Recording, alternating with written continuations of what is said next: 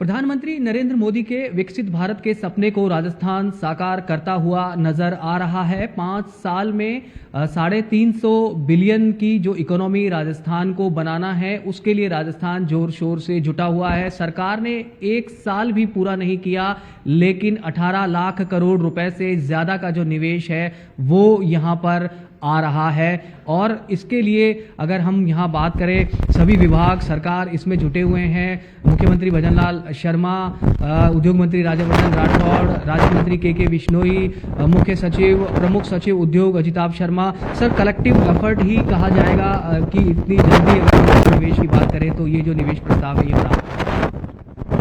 जी बिल्कुल, आप देखिए कि अभी तक जो राइजिंग राजस्थान की समिट की उपलब्धियां रही हैं गत लगभग 3.5 माह में, उसका मुख्य कारण यही है कि राज्य सरकार के सभी विभागों ने मिलजुल कर बेहतरीन तरीके से और पूरी मेहनत से अपना कार्य किया। और साथ ही जो उच्चतम स्तर से माननीय मुख्यमंत्री महोदय के स्तर पे, माननीय मंत्री महोदय, मुख्य सचिव महोदय के स्तर पे जो लगातार मॉनिटरिंग की जा रही है, क्योंकि इस समिट के कई पहलू हैं जी। सारे विभाग इसमें शामिल हैं, कई तरह के,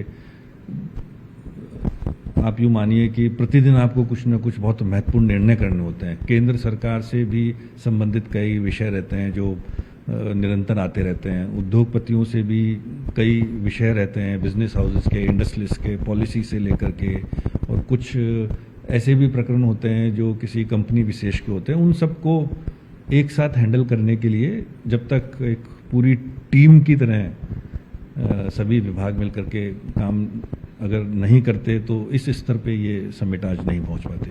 सर 115 देशों को सरकार की तरफ से 26 ने आने का इसमें पुष्टि की है, संख्या और देखिए, आपकी जानकारी में है कि JECC में इस कार्यक्रम का आयोजन हो रहा है 9, 10 और 11 दिसंबर को। तो उसमें कई प्रकार की गतिविधियां जो वहाँ पे आयोजित की जाएंगी, तो उसके चलते हमें स्थान की भी कुछ जो थी वो कमी थी। तो इसलिए हमने जो पार्टनर कंट्रीज़ हैं या जो दूसरी पार्टिसिपेटिंग कंट्रीज़ हैं, तो हमने ये कोशिश की है कि जो मुख्य लगभग 30 के करीब देश हैं, वो अलग अलग तरीके से उनका कैसा पार्टिसिपेशन इन 3 दिनों में कराया जा सकता है।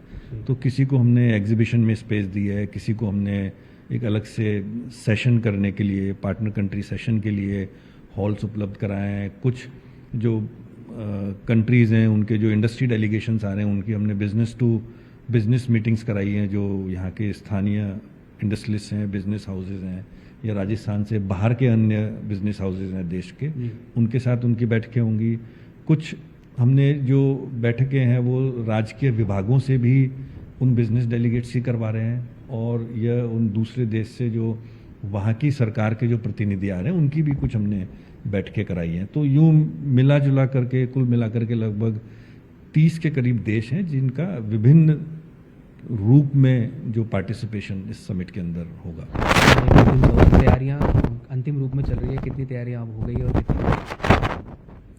देखिए, आप अब मतलब मुख्यतः तो जो एक तैयारियों का सबसे बड़ा ये पहलू है कि कैसे जो इंडस्ट्री और बिजनेस है उसमें विश्वास, ट्रस्ट कैसे क्रिएट किया जा सके। तो वो काम लंबे समय से चल रहा है, जो राज्य सरकार के समय समय पे निर्णय हुए हैं, और फिर जो विदेश में दौरे हुए हैं, और फिर जो भारत के अंदर ही जैसे जो हमारे मुख्य मुंबई और दिल्ली की इन्वेस्टर मीट्स थी, फिर हमने सेक्टर स्पेसिफिक 8 इन्वेस्टर मीट्स किए हैं। तो ये है कि एक ट्रस्ट और कॉन्फिडेंस डेवलप हो पाए इंडस्ट्री में कि राजस्थान सरकार निश्चित रूप से उनके साथ है, और उनके जो भी काम हैं, जो अड़चने हैं, उनको दूर किया जाएगा। चाहे उसके लिए नीतिगत निर्णय लेने हो या प्रशासनिक निर्णय लेने हो या उनसे बैठ कर के बातचीत करनी हो। तो पहला वो कार्य लगभग पिछले 4-5 माह से काफ़ी वृहद स्तर पे चल रहा है, और सभी विभागों की उसमें बहुत अच्छी सहभागिता रही है। और दूसरा, अब एक होता है कि जो लॉजिस्टिक्स अरेंजमेंट है, अब जैसे बाहर के देशों से भी जो प्रतिनिधि आएंगे, मतलब उनका आपको ध्यान भी रखना है, उनकी जो विजिट है वो सुगम रहे, उन्हें कई अड़चनों का सामना ना करना पड़े। तो जो बिजनेस डेलीगेट्स आएंगे बाहर से, देश के अन्य राज्यों से या राजस्थान से, कहाँ कहाँ रुकेंगे, उनके साथ कौन प्रोटोकॉल ऑफिसर्स होंगे और उनका जो एंगेजमेंट है वो किस तरीके से यहाँ की इंडस्ट्री के साथ कराया जाएगा। उसके साथ ही मीडिया का भी एक बहुत बड़ा पहलू है, उनके लिए कैसे इंतजाम किए जाने की ज़रूरत है, क्योंकि दिल्ली से भी मीडिया आएगा और राजस्थान का मीडिया तो यहाँ पे मौजूद ही है। और उसके साथ जो 9 और 10 तारीख को शाम में कल्चरल प्रोग्राम उनका भी आयोजन किया गया है, क्योंकि जब अतिथि बाहर से आते हैं तो जयपुर इतना सुंदर शहर है कि वो कोशिश करते हैं कि ये क्या 2 दिन यहाँ कम से कम रुकें। तो ये सारे जो व्यवस्थाएं हैं ये अभी मतलब चल रही हैं और ठीक गति से चल रही हैं और हर काम के लिए अलग अलग अधिकारियों को लगाया गया है। तो मैं समझता हूँ कि सफल आयोजन होगा। वक्त तो चला है छोटे से ब्रेक का। ब्रेक के बाद वापस खबरों की तरफ रुख करेंगे।